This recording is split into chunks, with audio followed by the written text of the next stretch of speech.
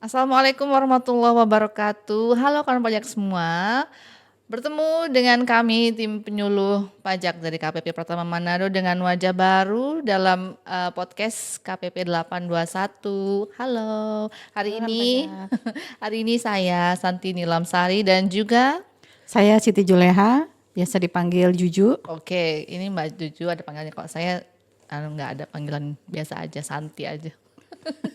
Terus hari ini kita akan membahas terkait dengan apa ya, bagaimana eh, pelayanan yang diperlukan di KPP Pertama Manado ya.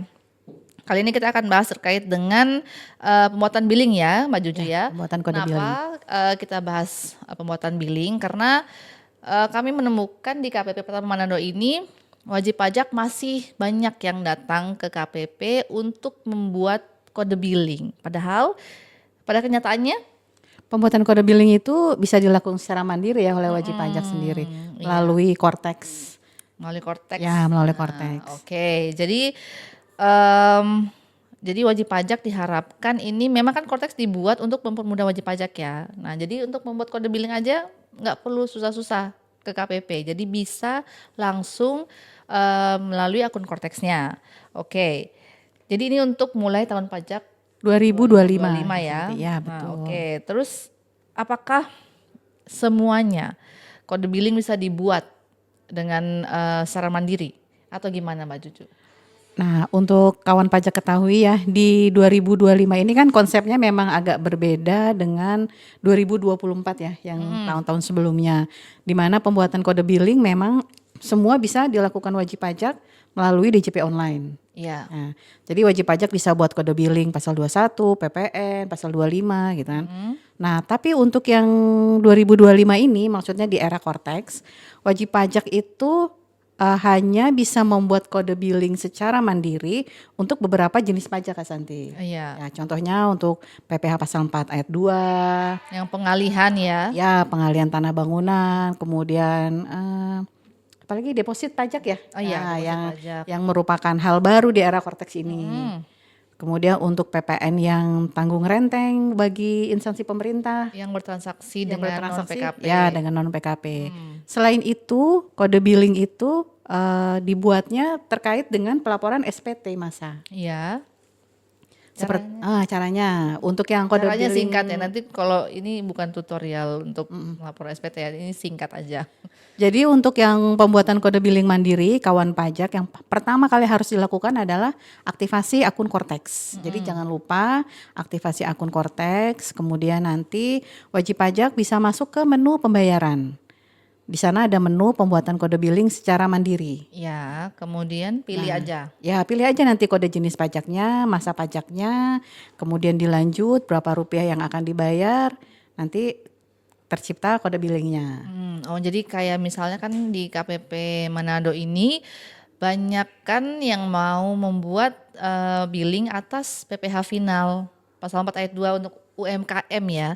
Nah itu juga bisa dibuat secara mandiri ya kawan pajak ya. Jadi tinggal masuk ke tadi layanan yang disebutkan oleh Mbak Juju, pembayaran, layanan kode billing mandiri, pilih untuk kode jenis pajak PPh final UMKM ya Mbak Juju. Ya, betul seperti itu Sama sih. angsuran PPh 25 untuk OP dan badan. Jadi untuk itu ya langsung buka di Cortex aja, nggak perlu KPP. Kan bisa menghemat waktu, tenaga ya. Yang penting ada perangkat sama kuota ya. Betul. Nah, kemudian kalau misalnya nih ya, misalkan suatu saat ini wajib pajak udah bikin kode billing mandiri kan. Terus ternyata salah jenis pajak atau salah masa. Pokoknya ada kesalahan dalam pembayaran itu sudah dibayar dan ada kesalahan. Itu harus ngapain? Nah, bagi kawan pajak yang mengalami kendala kesalahan ya, kesalahan dari entah dari kodenya atau dari masanya. Nah, wajib pajak bisa mengajukan permohonan pajak yang seharusnya tidak terhutang. Jadi dikembalikan. Dikembalikan uangnya ke rekening wajib pajak atau bisa Oke. wajib pajak ke deposit wajib pajak ya. Mungkin konsepnya agak berbeda dengan 2024 ya Kak Santi. Iya. Kalau di 2024 wajib pajak bisa mengajukan pemindah bukuan. Iya. Nah, untuk 2025 ini sudah tidak mengajukan pemindah bukuan tapi ke pengajuan permohonan pajak yang seharusnya tidak terhutang. Oke, itu lewat Cortex juga? Ya, sekarang semua layanan wajib pajak itu melalui Cortex Kak Santi. Jadi kawan pajak betul-betul harus aktivasi akun Cortex. Karena nanti lapor SPT, permohonan-permohonan wajib pajak, semuanya melalui Cortex. Untuk menghemat waktu dan wajib pajak pun jadinya mudah untuk mengakses layanan perpajakan dimanapun. Oke, nah tadi kan ngomongnya dulu bisa PBK atau pemindah bukuan. Sekarang kenapa jadinya kan menyiratkan bahwa sekarang tidak seperti dulu, tidak bisa dengan pemindah bukuan. Bagaimana tuh?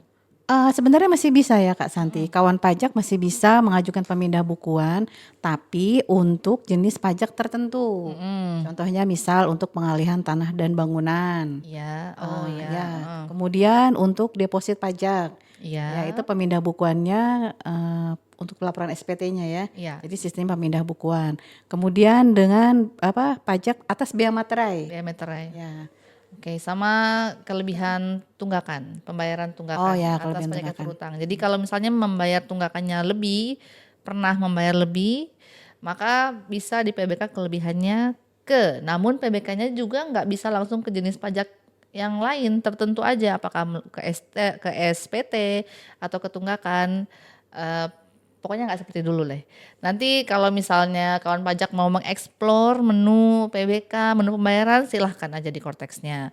Terus habis itu, nah tadi PYSTT, pengembalian pajak yang seharusnya tidak terhutang melalui menu pembayaran juga ya Mbak ya? Ya betul, melalui pembayaran juga. Nanti di situ kawan pajak bisa pilih permohonan restitusi ya Kak Santi ya. Oh, formulir restitusi. Formulir restitusi ya. Kemudian diisi ya Mbak Ya. Juji ya, diisi. Intinya adalah kalau misalnya mau membuka akun Cortex tuh kawan pajak membuka aplikasi silakan dilihat aja, diekspor aja menu-menunya. Yang penting jangan disimpan gitu kan. Ya, Kalau belum yakin. Nah, kemudian oh tadi juga menyebutkan terkait dengan deposit ya Mbak Juju ya. Sekarang tuh banyak wajib pajak yang melakukan pembayaran deposit pajak dan merasa bahwa sudah membayar pajak. Sebenarnya nggak sepenuhnya salah ya. Jadi gimana? Oh ya, jadi gini, mungkin bagi sebagian wajib pajak dengan membayar deposit sudah merasa, oh saya sudah bayar pajak ya. Terlebih lagi mungkin di menu pembuatan billing deposit ini ada minta diisi masa pajak dan jenis pajaknya ya. Tapi sebenarnya kawan pajak itu tuh belum membayar pajak untuk jenis pajaknya. Jadi dia deposit itu hanya untuk maksudnya memudahkan wajib pajak untuk supaya tidak terlambat, Oh nggak kena denda. tidak kena denda keterlambatan Jadi membayar. kalau belum paham atau belum siap buat lapor SPT, maka bikin deposit Bisa dulu. bikin deposit dulu. Tapi sebenarnya kawan pajak itu tetap harus melaporkan SPT-nya agar deposit itu tuh jelas peruntukannya untuk bayar pasal 21, untuk bayar PPN atau untuk bayar unifikasi. Jadi ketika sudah terlapor SPT-nya, berarti wajib pajak sudah membayar pajaknya. Oke, jadi sebenarnya deposit itu baru bisa diakui menjadi pembayaran pajak apabila sudah dilaporkan SPT-nya Ya, ya. apabila SPT sudah lapor, nah itu baru diakui sebagai pembayaran pajaknya. Oke, jadi itu ya. Jadi dari tadi kita lihat kesimpulannya adalah menggunakan Cortex itu untuk mempermudah wajib pajak. Dan kali ini kita membahas kode billing. Kode billing bisa dibuat melalui akun Cortex. Makanya kawan pajak segera lakukan aktivasi akun Cortex dan juga membuat kode otorisasi di akun Cortex-nya. Apalagi nanti untuk tahun pajak 2025 nanti SPT tahunan sepenuhnya menggunakan Cortex ya Mbak Juju ya? Ya, sepenuhnya nanti menggunakan Cortex semua. Jadi kami harapkan sih wajib pajak segera ya untuk aktivasi akun Cortex-nya. Kalau bisa sebelum akhir tahun ini ya, agar nanti wajib pajak tidak perlu antri terlalu panjang hanya untuk aktivasi Cortex. Iya bener ya, mumpung masih sepi ya sekarang belum berdesak-desakan dengan wajib PP lain yang Ya, baru betul. mau melakukan aktivasi. Mudah-mudahan sih nggak perlu ya, karena mudah sekali juga kan, tutorial untuk aktivasi juga sudah ada di mana-mana ya. Ya, Mas sudah Bayu ada. ya. Ada di YouTube dan lain-lain. Oke. Jadi kawan pajak kayaknya itu aja sih yang kita perbincangkan di podcast kali ini. Mudah-mudahan bisa memberikan manfaat buat kawan pajak semua. Nanti di akhir video podcast ini akan ada tutorial terkait dengan pembuatan kode billing secara mandiri. Kawan pajak bisa menyimaknya dan itu aja ya Mbak Juju. Ada yang mau disampaikan lagi Mbak Juju? Oh iya, oke. Oh, itu Mbak Juju, yang Mbak Juju tadi hafal. Oke, kawan pajak kalau misalnya ada kendala atau ingin konsultasi terkait dengan aplikasi ataupun aturan perpajakan, kawan pajak boleh untuk datang ke helpdesk terdekat atau KPP Pertama Manado, atau juga bisa menghubungi kami di helpdesk online KPP Pratama Manado di nomor mana Mbak Juju? Wajib pajak bisa menghubungi nomor 0857 5731 8293. Oke, mantap. Oke, baik kawan pajak, terima kasih banyak atas perhatian kawan pajak dalam menyimak podcast ini, dan disclaimer juga bahwa apa yang kami sampaikan dan kami bahas pada podcast kali ini saat syuting kami membahas sesuai dengan aturan yang berlaku ya Mbak Juju, Ya, PMK betul. 81 tahun 2024. Jadi misalkan kawan pajak nonton 5 tahun kemudian aturannya sudah berubah, maka podcast ini hanya untuk ketentuan yang berlaku saat ini, saat kita syuting ya. Betul. Baik, terima kasih banyak kawan pajak. Sampai bertemu kembali di kelas edukasi selanjutnya. Assalamualaikum warahmatullahi wabarakatuh.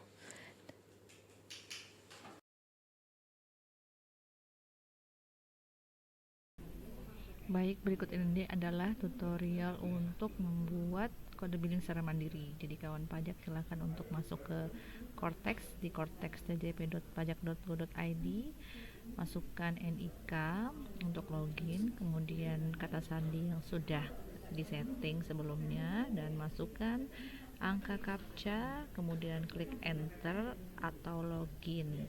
Nah, dia akan masuk ke tampilan halaman utama seperti ini untuk membuat kode billing ke menu pembayaran, kemudian ke layanan kode billing untuk mandiri. Kemudian kalau misalnya loading, mohon untuk menunggu sampai dia muncul kembali kawan pajak, mohon untuk sabar menunggu. Nah, sudah muncul menunya, akan pastikan nama atau identitas wajib pajak sudah betul, kemudian klik lanjut. Bisa memilih jenis kode akun pajak dan kode jenis setorannya. Ini contoh-contoh kode KAP dan KJS yang bisa dilihat, dan untuk kali ini kita akan praktek membuat deposit. Nah, untuk mencarinya boleh juga dengan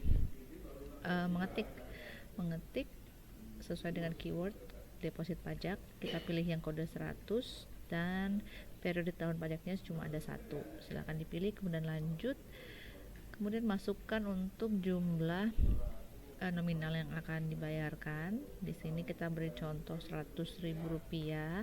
Di sini akan otomatis terbilangnya muncul, dan untuk pembayarannya di sini silahkan dipilih sesuai dengan jenis pembayaran yang akan digunakan nanti. Nah, karena dia berbintang-bintang maka harus dipilih.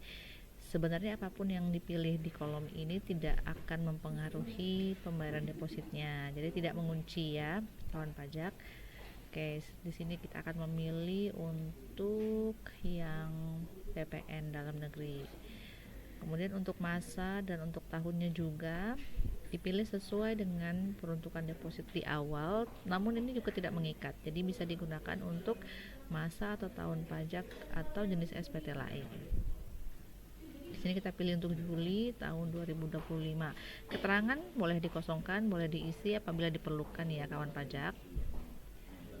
Nah, setelah itu kita akan mengklik unduh kode billing dan akan muncul notifikasi seperti ini, otomatis terdownload pada folder download perangkat Bapak Ibu, dan billing siap dibayar pada kantor pos maupun bank persepsi. Terima kasih.